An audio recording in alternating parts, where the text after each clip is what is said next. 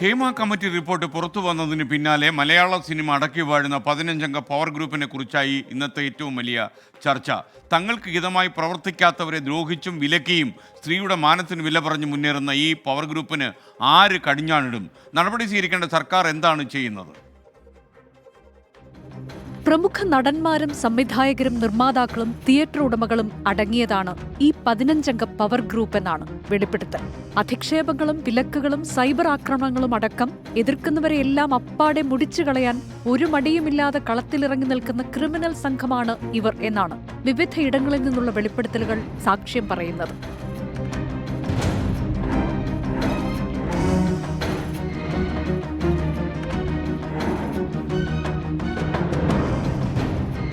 നടിയെ ആക്രമിച്ച സംഭവത്തിന് ശേഷം മലയാള സിനിമയിലെ കൊടും ക്രൂരതകളുടെ അനുഭവങ്ങൾ പുറത്തു പറയാൻ ധൈര്യം കാണിച്ച നടിമാരെയെല്ലാം ഈ പവർ ഗ്രൂപ്പ് ഒതുക്കി. അതിന്റെ പ്രത്യക്ഷ ഉദാഹരണമായിരുന്നു WCC അംഗങ്ങൾക്ക് നേരിടേണ്ടി വന്ന അപ്രഖ്യാപിത വിലക്കുകൾ.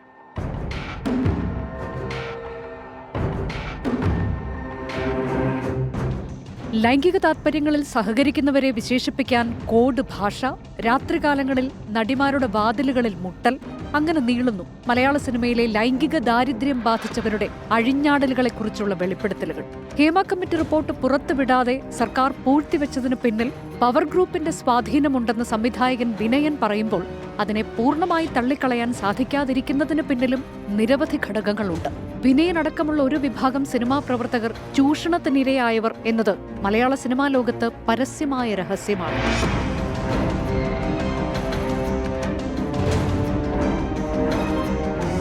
എതിർത്തു നിന്നതിന്റെ പേരിൽ അവസരങ്ങൾ നഷ്ടമായിട്ടുണ്ടെന്ന് തുറന്നു പറഞ്ഞിട്ടുണ്ട് നടി പാർവതി തിരുവോത്ത്. നടൻ തിലകന്റെ മകൾ സോണിയ തിലകനും നടി ഉഷ ഹസീനയും അടക്കമുള്ളവർ നടത്തിയ വെളിപ്പെടുത്തലുകൾ മലയാള സിനിമാ വ്യവസായ രംഗത്തെ ജീർണത പുറത്തു കൊണ്ടുവരുന്നതാണ്. സർക്കാരിനെ പോലും സമ്മർദ്ദത്തിലാക്കാൻ കെൽപ്പുള്ള പവർ ഗ്രൂപ്പാണ് മലയാള സിനിമയെ നിയന്ത്രിക്കുന്നതെന്ന് തുറന്നടിക്കുകയാണ് സംവിധായകൻ ആഷിഖ് അബു. മലയാള സിനിമയിൽ ഒരു ശുദ്ധികലശത്തിന് ഇറങ്ങി പുറപ്പെട്ടാൽ ആദ്യം തുടച്ചു നീക്കേണ്ടത് ഈ പവർ ഗ്രൂപ്പിനെയും അവരുണ്ടാക്കിവെച്ച അലിഖിത നിയമങ്ങളെയുമാണ്. ദുരനുഭവങ്ങൾ തുറന്നു പറഞ്ഞവരും ഹേമ കമ്മിറ്റി റിപ്പോർട്ടും അടിവരയിടുന്നത് ഇത് തന്നെയാണ്. Research desk 24. മന്ത്രി MB രാജേഷ് ഇപ്പോൾ ഹേമ കമ്മിറ്റി റിപ്പോർട്ടിനെ കുറിച്ച് അഭിപ്രായം പറഞ്ഞിരിക്കുന്നു. നിയമവാഴ്ചയുള്ള സംസ്ഥാനമാണ് കേരളം. നിയമത്തിന് മുകളിൽ ആരും പറക്കാൻ കഴിയില്ല, ആർക്കും പറക്കാനാവില്ല. നിയമാനുസൃതമുള്ള നടപടികൾ സർക്കാർ സ്വീകരിക്കുമെന്നാണ് MB രാജേഷ് പറയുന്നത്.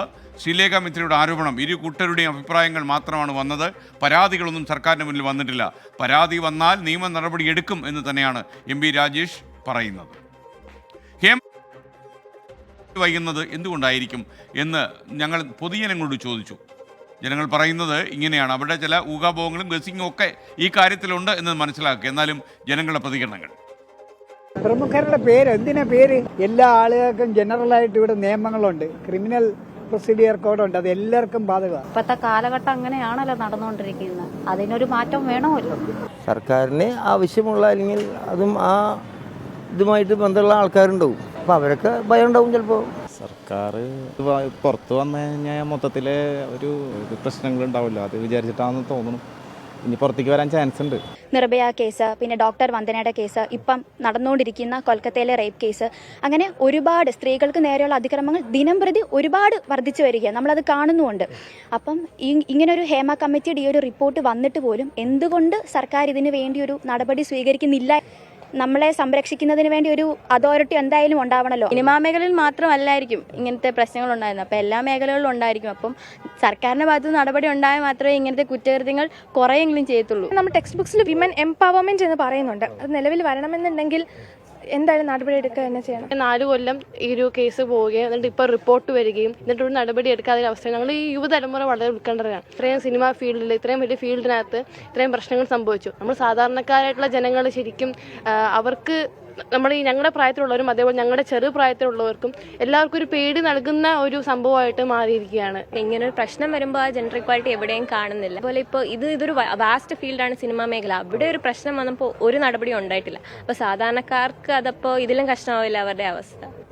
അത് അവരമ്മയോട് അണ്ടർസ്റ്റാൻഡിങ് സർക്കാരും ഈ സിനിമാ ഫീൽഡുമായിട്ടുള്ള. ബാക്കിയുള്ളവർ എന്തെങ്കിലും കാണിച്ചു കഴിഞ്ഞാൽ ഉടനെ അത് നടപടിയെടുക്കും. പെണ്ണുങ്ങൾ കംപ്ലൈൻറ്റ് കൊടുത്താലേ അവർ കേസ് എടുക്കത്തുള്ളൂ എന്നാണ് അവർ പറയുന്നത്. സത്യത്തിൽ ഹേമ കമ്മീഷനെ അവരെ വേണം അറസ്റ്റ് ചെയ്യാൻ. ഇപ്പം എന്താ അവരല്ല എല്ലാവരും ചോദിച്ചത്, അവരാണ് ചോദിച്ചത്, അവരുടെ തെളിവുള്ളത്. അതായത് ഉന്നതന്മാർ തന്നെയായിരിക്കും ഇതിന്റെ ഇടയിലുള്ള ആൾക്കാർ. അത് ഒരു പുരുഷന് സമൂഹത്തിൽ ഇറങ്ങി നടക്കുന്ന പോലെ തന്നെ സ്ത്രീകൾക്കും ഇറങ്ങി നടക്കാനുള്ള അവകാശങ്ങളും ഒക്കെ ഉണ്ട്. സ്ത്രീകളുടെ പ്രശ്നങ്ങൾക്ക് പരിഹാരം ഉണ്ടാകും എന്ന് പറഞ്ഞ കേരള സർക്കാർ എന്തുകൊണ്ട് ആരെ ഭയന്നിട്ടാണ് സർക്കാർ ഇതിൽ ഇടപെടാതിരിക്കുന്നത്? അതിനെതിരെ ഒരു നടപടിയെടുക്കാൻ സർക്കാർ തയ്യാറാവുന്നില്ലെങ്കിൽ അത്രയും ഉന്നതരായിരിക്കും ചിലപ്പോൾ ഇതിൻ്റെ പിറകിലുള്ളത്. സിനിമാ നടന്മാരെ പേടിച്ചിട്ടൊന്നുമല്ല. സിനിമാ നടന്മാരെ പേടിക്കാന്ന് വെച്ചാൽ അത് സാധാരണ മനുഷ്യരാണ് അവരും. ഈ സിനിമാ നടന്മാരിൽ നിന്നും കിട്ടുന്ന ഓഹരി അവർ കൊടുക്കുന്ന പ്രതിഫലം പറ്റിയിട്ടാണ് സർക്കാർ ഇങ്ങനെ പ്രവർത്തിക്കുന്നത്. അപ്പോൾ എന്തെങ്കിലും സെക്ഷൽ ഹാരാസ്മെൻറ്റ് എന്തെങ്കിലും ഉണ്ടെങ്കിൽ അത് പുറത്ത് തന്നെ കൊണ്ടുവരണം. അതാണ് എൻ്റെ ഒരു അഭിപ്രായം. അവർക്ക് സ്വാധീനമുള്ളതുകൊണ്ടായിരിക്കണം. വലിയ നടന്മാരുണ്ടെങ്കിൽ അവരുടെ പേര് വന്നു കഴിഞ്ഞാൽ അവരെ ബാധിക്കുന്ന കാര്യമാണല്ലോ, അവരുടെ ഇമേജിനെ ബാധിക്കുമല്ലോ, അതുകൊണ്ടായിരിക്കാം. എനിക്ക് തോന്നുന്നു നമുക്ക് സ്വാധീനം അത് ഫസ്റ്റുള്ള കാര്യമാണ്. സ്വാധീനം ഉണ്ടെങ്കിൽ നമുക്ക് എല്ലാ കാര്യങ്ങളും മറച്ചു വയ്ക്കും. ഇപ്പം തന്നെ കണ്ടില്ലേ നമ്മൾ ഗവൺമെൻറ് തന്നെ അങ്ങനെയാണല്ലോ. ഇനിയുള്ള ലേഡീസിനൊക്കെയാണ് ഇനിയും ഒരുപാട് കൂടുതൽ ഓപ്പർച്യൂണിറ്റി വരേണ്ടതാണ് ഫിലിം ഇൻഡസ്ട്രിയിലൊക്കെ.